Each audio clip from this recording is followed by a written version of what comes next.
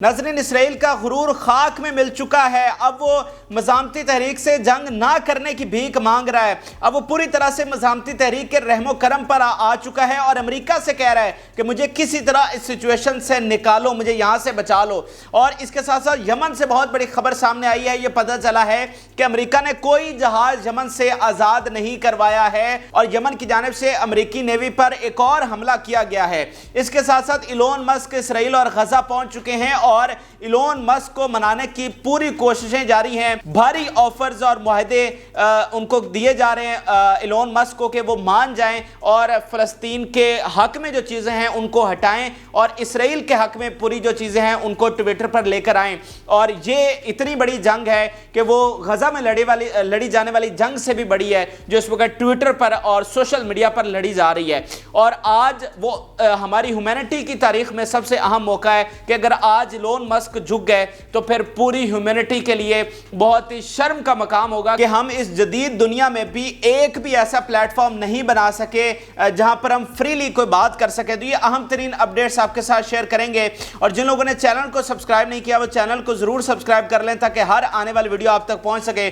सबसे पहले नाजरीन हम यमन की बात कर लेते हैं। यमन जो कि एक प्राइमरी वॉर जोन बन चुका है और जो लड़ाई उसने समंदर में छेड़ी है वो बहुत शिद्दत इख्तियार कर गई है और अब हेड टू हेड वो अमेरिका से टकरा गया है। ये अरबों में इससे पहले हमने देखा था कि इराक या फिर Syria head to head America से टकराया था और आज हम यमन को देख रहे हैं कि वो बराह रास्त अमेरिका से टकरा गया और उन पर हमले कर रहा है। और सबसे बड़ी खबर ये सामने आई है कि कोई जहाज आज़ाद नहीं करवाया गया। इससे पहले ये खबर सामने आई थी अमेरिकी मीडिया की जानिब से कि अमेरिकी नेवी ने ऑपरेशन करते हुए कल जो यमन ने जहाज पकड़ा था सेंट्रल पार्क, जो कि ऑयल टैंकर लेकर जा रहा था इसराइल के लिए, उसको एक खास ऑपरेशन के बाद आज़ाद करवा लिया गया है। लेकिन अभी यमन के जो हौसी हैं उनके ऑफिशियल स्पोक्स पर्सन ने कहा है कि कोई जहाज आज़ाद नहीं करवाया गया। ये बिल्कुल झूठी खबर है और उनका बयान आप देखिए का the location of the ship is not suitable for detention, कि उसकी लोकेशन वो है कि वो लिबरेशन के लिए बिल्कुल सूटेबल नहीं है। यानी अगर आप दूसरे लफ्ज़ों में कहें कि तुम उसको हाथ भी नहीं लगा सकते, जहां पर जहाज खड़ा है तुम उसको हाथ भी नहीं लगा सकते। ये यमन की जानिब से पैगाम दिया गया। ना सिर्फ ये पैगाम दिया गया है बल्कि ये रिपोर्ट हुआ है कि उनकी एक और जो बेड़े को निशाना बनाया गया है उन पर शॉर्ट रेंज के बैलिस्टिक मिसाइल फायर किए गए हैं। अलबत्ता वो भी हिट नहीं किए बल्कि दूर जाकर गिरे और सही निशाना नहीं लग सका है, लेकिन उन पर हमला किया गया है और खुद यूएस इस बात की तस्दीक कर चुका है। लेकिन अब यहां पर सबसे बड़ी अपडेट नाज़रीन ये हुई है कि इन हमलों के बाद अब अमेरिका ने दो बड़े एक्शन लिए हैं। एक ये है कि उन्होंने जो एयरक्राफ्ट कैरियर है वो अरेबियन गुल्फ में भेज दिया है। अब ये बहुत बड़ी डेवलपमेंट है क्योंकि इससे पहले ये एयरक्राफ्ट इंडियन ओशन में स्टेशन था और इन्होंने ईरान से भी अपनी जो रेंज है उसको दूर रखा हुआ था। लेकिन इस हमले के बाद उन्होंने एक तो इस एयरक्राफ्ट को जो है वो अरेबियन गल्फ में भेजा है। दूसरा यह है कि उन्होंने एक और अपनी फ्लीट जो है वो गल्फ ऑफ एडन यानी यमन के बिल्कुल पास यहां पर स्टेशन कर दी है और ये वो एरिया जहां से कल यमन ने जो सेंट्रल पार्क जहाज है इसराइल का उसको कब्जे में लिया था। तो अब उनकी नेवी भी बड़े पैमाने पर एक्शन ले रही है और अपने एयरक्राफ्ट और फ्लीट्स जो हैं वो यहां पर स्टेशन कर रही है। इससे पहले आपको याद होगा कि जो न्यूक्लियर उनकी सबमरीन है वो भी मिडल ईस्ट में पहुंच चुकी है। तो पूरी तरह से अमेरिका भी अब किसी बड़ी जंग के लिए शायद तैयार हो रहा है, लेकिन यमन पीछे हटने को तैयार नहीं है। वो इनकी जो झूठे खबरें हैं उनको जो है एक्सपोज भी कर रहा है, साथ साथ इन पर हमले भी जारी रखे हुए हैं और जो इसराइली जहाज हैं उनका शिकार भी वो पूरी तरह से कर रहा है। मजीद जहाज़ों की हंटिंग जारी है। 3 जहाज़ वो कब्जे में ले चुका है, 4 से 5 पर उसने हमला किया है और मजीद जहाज़ों के पीछे है। और इसराइल के लिए अब ये वाला रूट किसी तरह से पॉसिबल नहीं रहा। रोज़ाना उन्हें बिलियंस ऑफ डॉलर्स का नुकसान हो रहा है क्योंकि यही तो मेन ट्रेड रूट है उनका और पूरी दुनिया की मईशत इसराइल कंट्रोल करता है। उनके बिलियनर्स पूरी दुनिया में ये शिपिंग का उनका कारोबार है, तो वो पूरी तरह से मुतासर हो रहा है। अब जरा आपको गजा के हवाले से अपडेट करते हैं कि किस तरह इबरतनाक शिकस्त हुई है। हवा निकल गई है पूरी तरह से। अब इसराइल की चीखें निकल रही हैं और पूरी तरह से मज़ामती तहरीक के रहमो करम पर आ गया है। जो ये धमकियां लगाते थे कि हम तुम्हें सफ़े हस्ती से मिटा देंगे, आज पूरी तरह से मज़ामती तहरीक के रहमो करम पर हैं और उनसे ریکویسٹ کر رہے ہیں اور امریکہ کو کہہ رہے ہیں کہ ہمیں کسی طرح اس سچویشن سے نکالو کیونکہ آج خود ان کا وجود خطرے میں آ گیا ہے۔ آپ سب سے پہلے امریکہ کے جو ٹاپ سپوکس پرسن ہے بائیڈن کے، جان کربی، ان کا بیان دیکھیے کہ Netanyahu and Biden agreed on truce and waiting for Hamas response, یعنی یہ دن بھی ہمیں دیکھنا نصیب ہوئے ہیں کہ دہائیوں کی شکست کے بعد آج ہمیں یہ فتح دیکھنے کو مل رہی ہے کہ وہ دونوں معاہدے پر ایگری ہو چکے ہیں، بائیڈن اور نیتن یاہو، لیکن وہ مزاحمتی تحریک کے رسپانس کا انتظار کر رہے ہیں۔ کیا آپ نے پچھلے 100 سالوں میں کوئی اس طرح کی گھڑی دیکھی ہے؟ کیا کوئی اس طرح کا فیصلہ کن مارکہ آپ نے دیکھا ہے؟ کوئی اس طرح کی شکست اسرائیل اور امریکہ کو ہوئی ہو کہ وہ خود فیصلہ کر چکے ہیں لیکن ان کا فیصلہ اس طرح سے مکمل نہیں ہے کہ بھائی پتہ نہیں وہاں سے وہ کیا جواب دیتے ہیں، ہم تو فیصلہ کر کے بیٹھ گئے ہیں، پتہ نہیں وہ اس پر راضی ہوتے ہیں یا نہیں، تو ان کے جواب کا انتظار کیا جا رہا ہے۔ تو یہ مطلب کتنی جامع یہ فتح ہے اور یہ کتنی تاریخی فتح ہے۔ یہ وہی اسرائیل ہے جو آج مزاحمتی تحریک کے رسپانس کا انتظار کر رہا ہے، جو اس سوچ کے ساتھ اور اس اعلان کے ساتھ نکلا تھا کہ ہم بالکل اینٹ سے اینٹ بجا دیں گے اور ملیا میٹ کر دیں گے غزہ کو۔ پھر ان کے بیان آتے تھے کہ ہم یہاں پر پارکس بنائیں گے، کوئی کہتا تھا ہم یہاں پر مارکیٹ بنائیں گے، کوئی کہتا تھا یہاں پر پورٹ بڑی اچھی لگے گی، ٹھیک ہے، کوئی کہتا تھا ان پر نیوکلیر بم گرا دو۔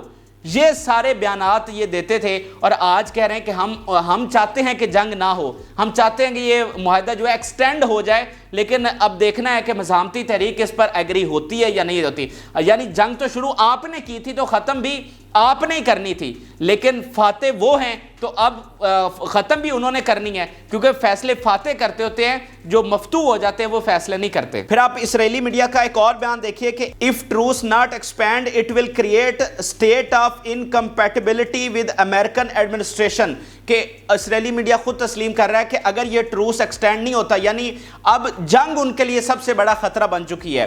جو جنگ انہوں نے غزہ پر مسلط کی تھی، اب وہی جنگ امریکہ اور اسرائیل دونوں کے لیے خطرہ بن چکی ہے کہ اگر خدا نخواستہ یہ دوبارہ جنگ شروع ہو گئی، یہ وہ خود کہہ رہے ہیں، تو پتہ نہیں ان کا کیا بنے گا اور ہمارا کیا بنے گا، اس لیے وہ کہہ رہے ہیں کہ اس معاہدے کو ہر صورت ایکسٹینڈ ہونا چاہیے۔ پھر آپ یہ دیکھیے کہ prisoner list requested by Israel to change, انہوں نے ابھی تھوڑی دیر پہلے یہ ایشو چل رہا تھا کہ مزاحمتی تحریک جو ان کے قیدی چھوڑنا چاہ رہی تھی، اسرائیل کہہ رہا تھا نہیں، ہمیں دوسرے جو قیدی ہیں وہ آپ رہا کریں، اور نئی لسٹ اسرائیل دے رہا تھا۔ تو اب وہ کہہ رہے ہیں کہ ہم نے ریکویسٹ کی، ہم نے مزاحمتی تحریک کو ریکویسٹ کی کہ وہ اس کو چینج کریں۔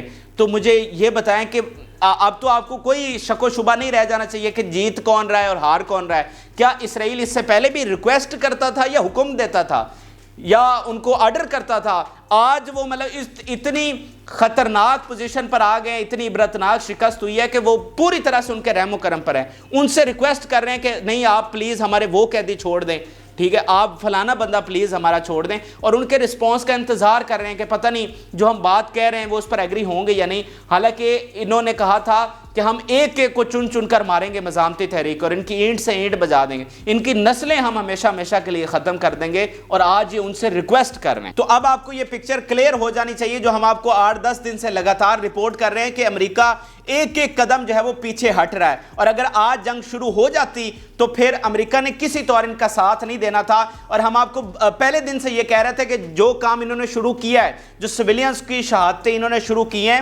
یہ زیادہ دیر نہیں چل سکے گا، یہ بند گلی کی طرف جا رہے ہیں، اس چیز کا خمیازہ انہیں بھگتنا پڑے گا، اور آج وہ انہیں بھگتنا پڑ رہا ہے۔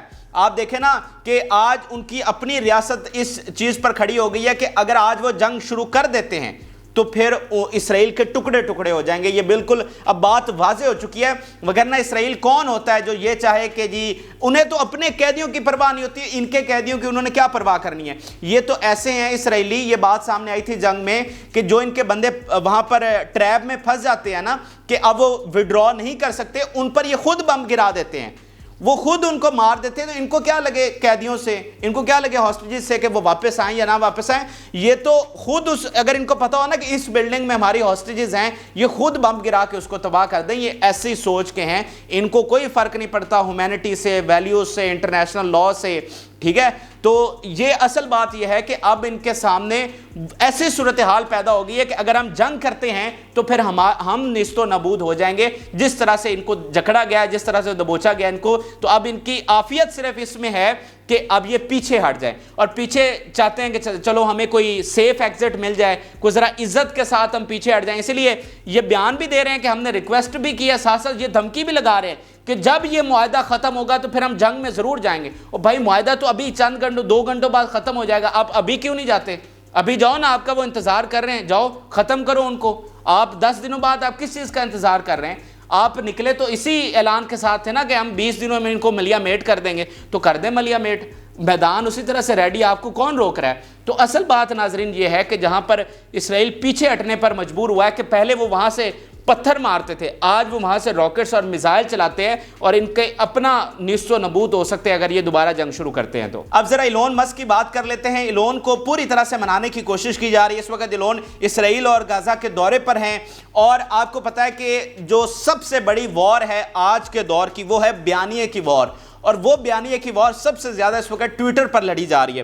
دنیا میں اس وقت کوئی ایسا پلیٹ فارم نہیں ہے جس میں نیوٹرل آپ کو کوئی چیز مل سکے یا فریلی آپ کوئی بھی چیز پوسٹ کر سکے یا اپنی رائے کا اظہار کر سکیں. وہ صرف اور صرف ٹویٹر ہے. اور اس جنگ کے حوالے سے جو کلیدی کردار اگر کسی پلیٹ فارم نے ادا کیا ہے تو وہ ٹویٹر نے کیا ہے, کیونکہ وہاں پر ہر چیز جو بندہ جو لکھنا چاہ رہا ہے, وہاں کی جو غزہ کی ساری اپڈیٹس ہیں وہ ٹویٹر کے ذریعے ہم تک پہنچی ہیں. جو وہاں پر انہوں نے قتل عام کیا, لوگوں کا جو ظلم اٹھائے, وہ سارے ٹویٹر کے ذریعے ہم تک پہنچے, اور اس ٹویٹر نے پوری دنیا کی پبلک اوپینین چینج کر دی کہ اصل میں جو دہشت گرد ہے وہ اسرائیل ہے. اب دیکھیں نا, اسرائیل کھربوں روپے انویسٹ کرتا تھا پوری دنیا کے میڈیا پر, اور ان کو قابو کر کے اس نے رکھا ہوا تھا.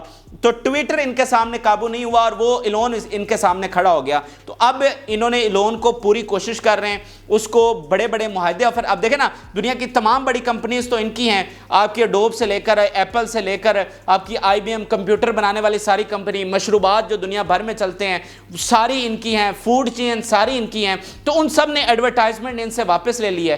تو اب اس کو مختلف طریقوں سے پریشرائز بھی کیا جا رہا ہے, اس کو آفرز بھی کی جا رہی ہیں, ٹھیک ہے. تو اس کو پوری طرح سے منانے کی کوشش کی جا رہی ہے کہ بھائی جو یہ بیانیے کی جنگ ہارے ہیں نا, وہ سب سے بڑا ان کو دھچکا لگا ہے.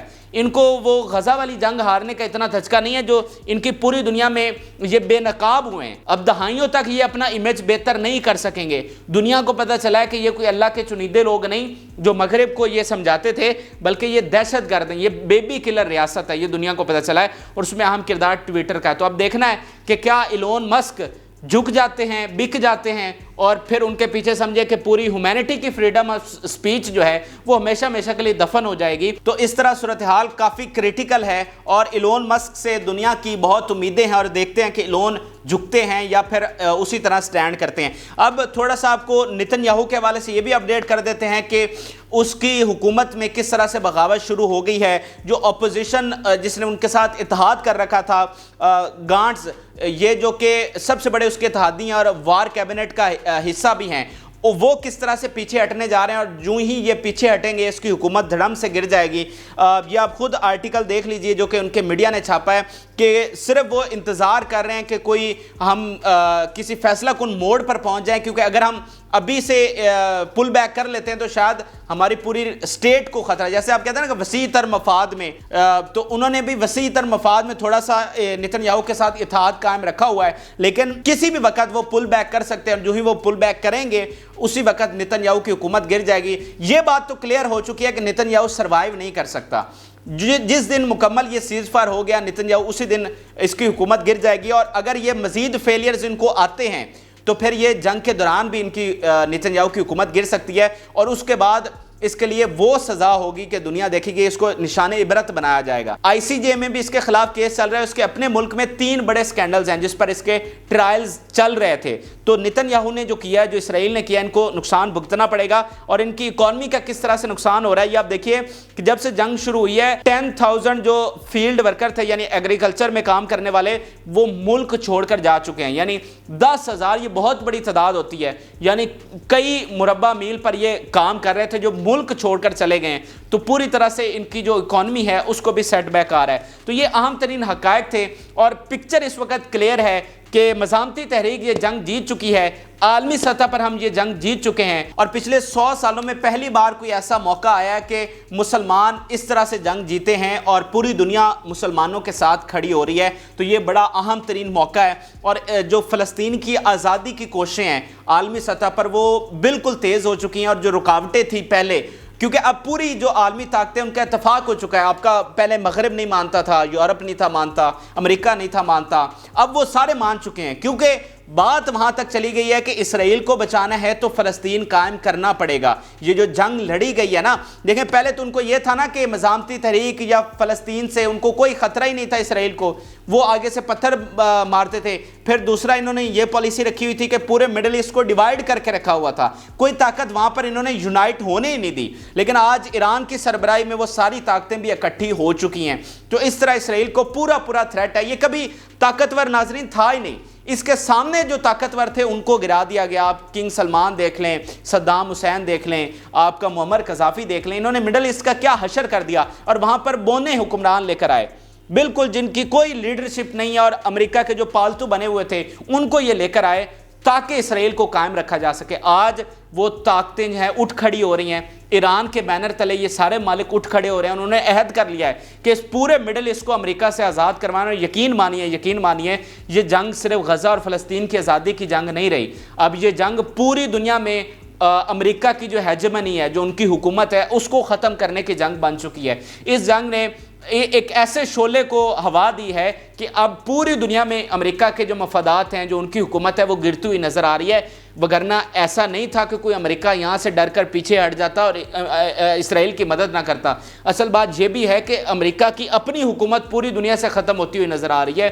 تو امریکہ کو بھی بڑے خطرات لائق ہیں۔ تو یہ اہم ترین اپڈیٹس تھیں جو کہ آپ کے ساتھ شیئر کی۔ آپ اپنی رائے ضرور آگاہ کریں، اور جن لوگوں نے چینل کو سبسکرائب نہیں کیا وہ چینل کو ضرور سبسکرائب کر لیں۔ اجازت، اللہ حافظ۔